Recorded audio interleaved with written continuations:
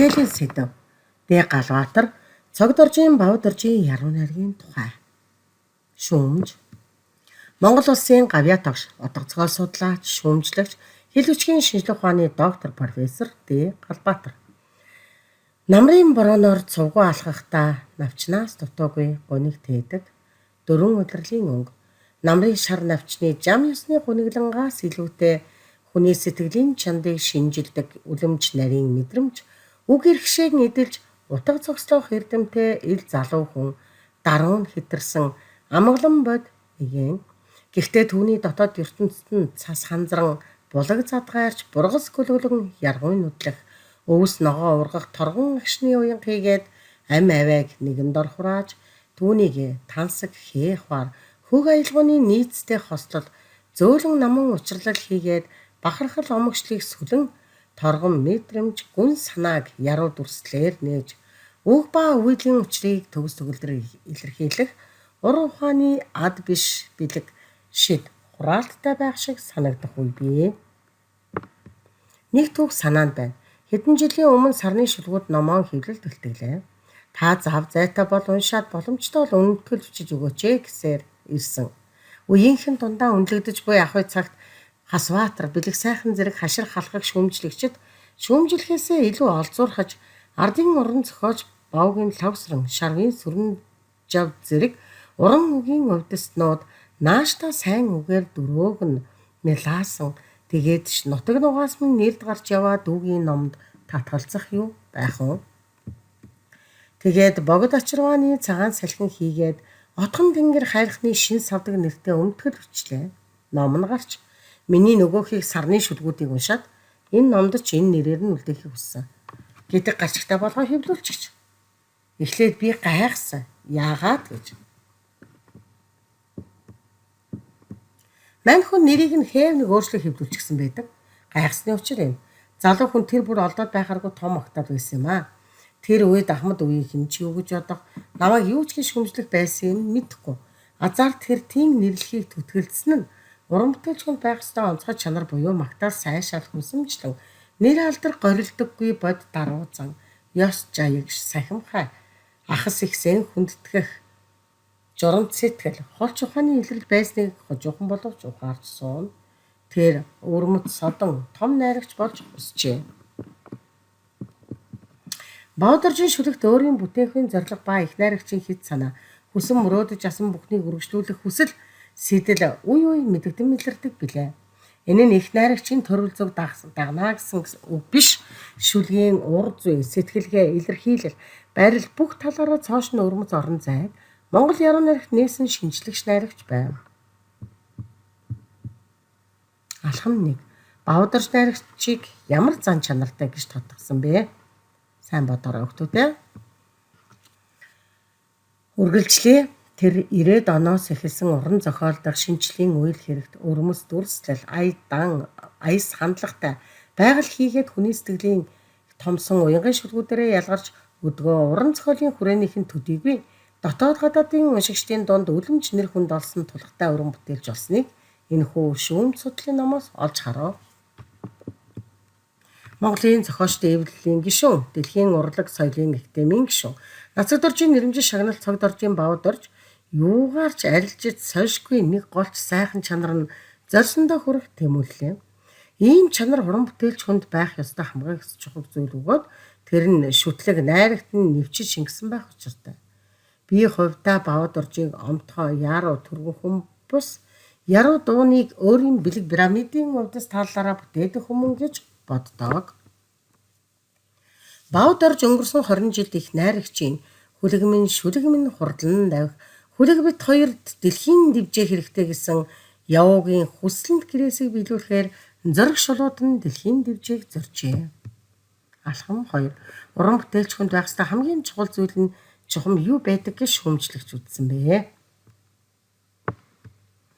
Бавдорж 90-ад оны эхээр уран бүтээлхээ гарааг эхэлж 90 онд Бүгэн анир, 93 онд Гүмүда, 99 онд Салхин зүгээс цэцгийн цагаан цомрлог шүхрлэн 2000 онд Тарны цагаан цэцэгт буюу Отхон тэнгэр. 2001 онд Дорн аялах уу, 2002 онд Амар амгалангийн яруу найраг Шилмэл Төвөр 2008 онд орон зүгт өвс олно. Мөн 2008 онд Монголын их ам амгалан бүтээлүүдэд туурвжээ. Эдгээрээс шилсэн A Very Big White Elephant, When Humans Because Glass номууд англи хэлээр, мөн алган дээрх нүд ном нь испани хэлээр Мексикийн уншигчдад хурж тэр нь интернетээр өртөөлөн Америкийн Перу, Аргентины хэл хязгаарыг гитлэн ертөнцид Монгол яруу найргийн урд дорны өрмөц аялгау гайхуулсан нь дэлхийн дэвжээнээ хүрэх зорилтын эхний том алхам болжээ. 3 асуултуудад хариулаарай. Монголын яруу найраг дэлхийн дэвжээнд гарах анхны алхмыг амжилттай хийсэн гэдгийг зохиолоос баримтаар нотлоорой. Зөв хариултын хувилбарыг харъя. Баудоржийн шигшигдсэн шүлэг бүтээлүүд англи, испани хэлээр орчуулагдаж гадаад улс орнуудад хэвлэгджээ. Уран зохиол яруу найргийн мөн чанарын тухай шүлэгчийн бүтээлтэй холбоотой зарим нэг онолын чанартай ойлголтын тухай товч өгүүлсэн. Уран зохиол яруу найраг жүжиг алинч бай 2 чухал зорилт агуулгыг эртниймэрэг тодорхойлжээ. Яруу найргийн гоо сайхны үүрэг нь уншигчдад таашаал өгөх, сэтгэлийн цэгээл бах таашаал илрүүлэх, ёс зүйн талын үүрэг нь хүнийг ариусгах явдал ажээ. Энэхүү цогц шалгуур шинж Баудоржийн яруу найрагт байгааг Аргентины Сюзанна Робертс сурган мэдэрч тэр бүхэн харь холын мэдүүл санагдах бөгөөд энэ бүхнийг түүний хамт ухаарч мэдэрснээр сэтгэлийн их цэнгэл идэх буюу түүний шүлгийг уншихад Монголын их тал хээрийн нутгийн нууцлаг ертөнцөөр аялах мэт ариусл эрхийг таньж мэдхийн жаргал амталдгаа гэжээ.